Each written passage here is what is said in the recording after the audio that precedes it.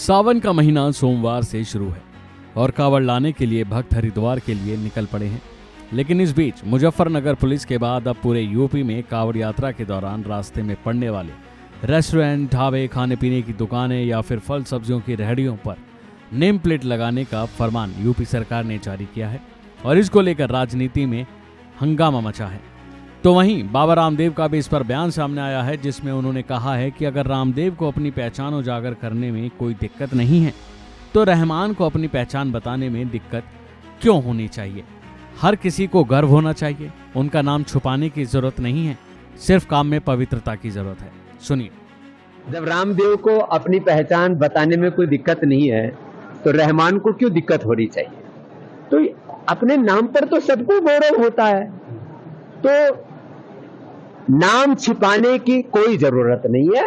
अपने कार्य को शुद्धता और प्रामाणिकता से करने की आवश्यकता है। यदि हमारे कार्य में शुद्धता और पवित्रता है तो हमारा नाम चाहे हिंदू है, मुसलमान है, हम किसी भी वर्ग से ताल्लुक रखते हैं, ब्राह्मण, क्षत्रिय, वैश्य, दलित, आदिवासी, वनवासी, हम सब भारतवासी हैं और सबको अपने भारतीय होने पर, अपने हिंदू होने पर, अपने मुसलमान होने पर, अपने सिख, जैन, बौद्ध होने पर, अपने दलित होने पर, अपने ओबीसी होने पर, अपने ब्राह्मण, क्षत्रिय आदि होने पर सबको समान रूप से गौरव होना चाहिए।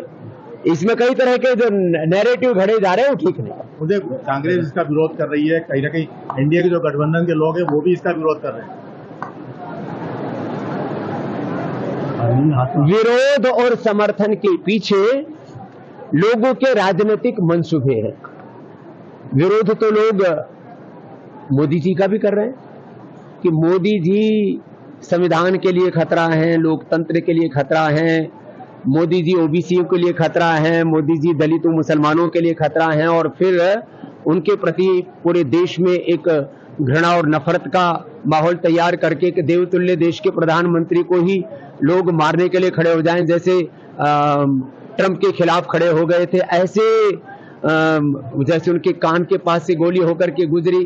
खैर वो तो अब शायद विजयी हो ही जाएंगे, लेकिन एक ये जो घृणा और नफरत का भाव किसी भी रूप में देश के प्रधानमंत्री के प्रति हो, हिंदुओं के प्रति हो या किसी और वर्ग जाति समूह के प्रति हो, ये किसी भी तरह से मान्य नहीं है। ना भारत की सनातन संस्कृति है, ना भारत की संस्कार है।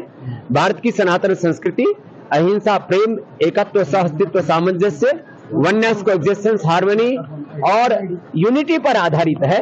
इसलिए हम सब मिलकर रहे। जाति पंथों के बंटवारे, झूठ कहावे तेरे द्वारे, तेरे लिए सब एक समान, कोई हिंदू न कोई मुसलमान, सारा जग तेरी संतान, सबको सन्मति दे भगवान। अभी के लिए फिलहाल इतना ही। खबरों में बने रहने के लिए देखते रहिए वन इंडिया हिंदी।